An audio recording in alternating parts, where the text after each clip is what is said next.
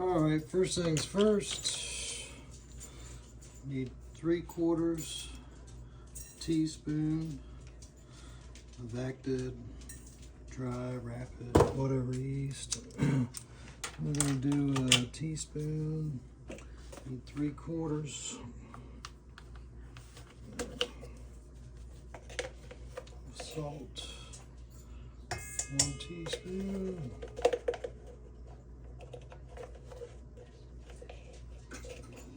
3/4.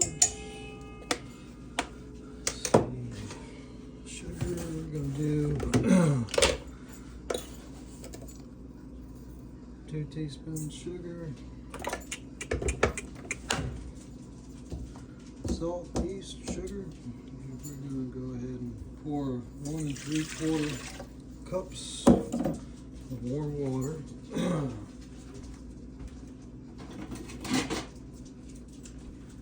I'm just going to whisk that.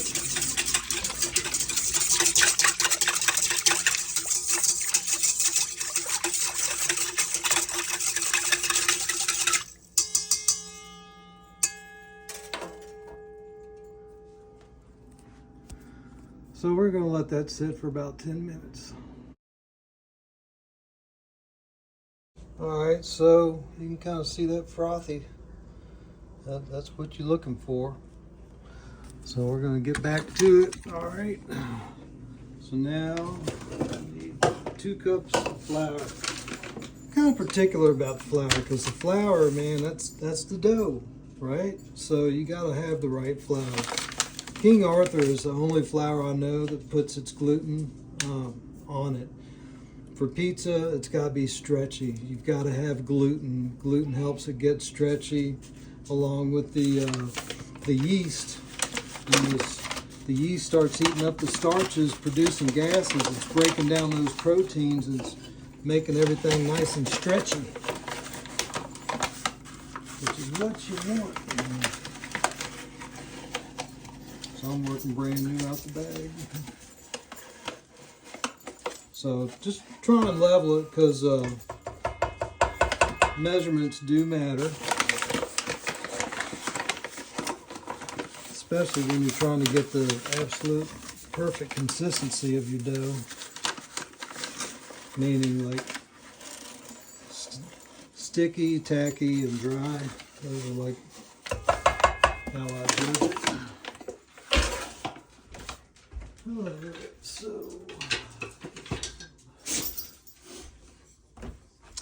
then I need 2 tablespoons of olive oil. I'm just going to use this.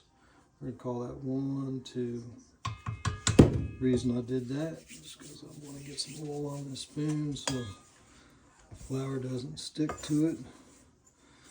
I just want to kind of incorporate this just by flipping it rather than stirring it.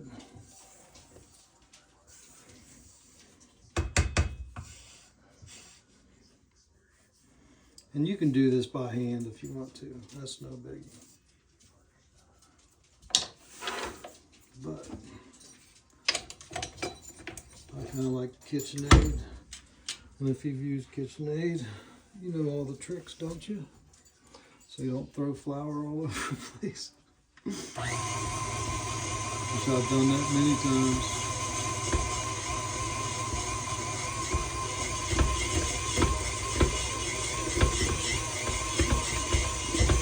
My dough usually is dry, and I try and really measure the wet ingredients as best I can.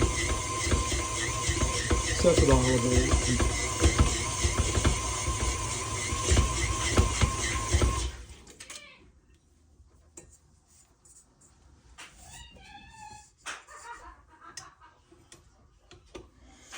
Jennifer's back there going off. She's watching some show called Traders, so I think things are going her way.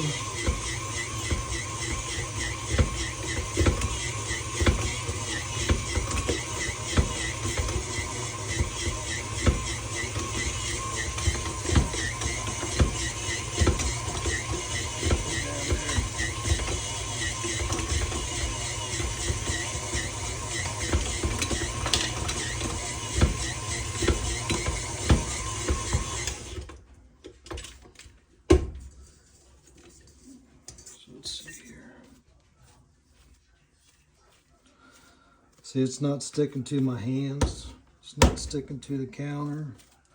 Like, that's good. I'm kind of surprised, actually.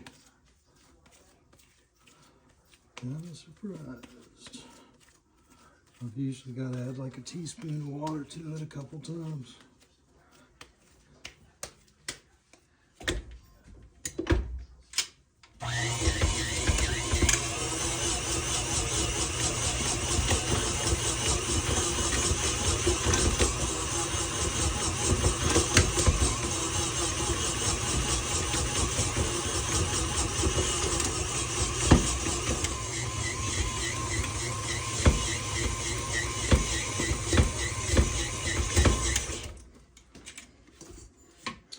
I'm going to call that good enough. Let's see here.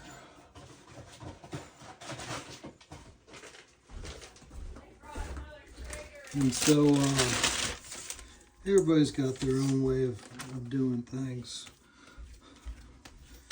Everyone's got their own way of doing things. So now I'm just going to put this in a Ziploc baggie. Push some of the air out. And then I'm going to put it back in this bowl because it's warmer than anything else I could stick it in.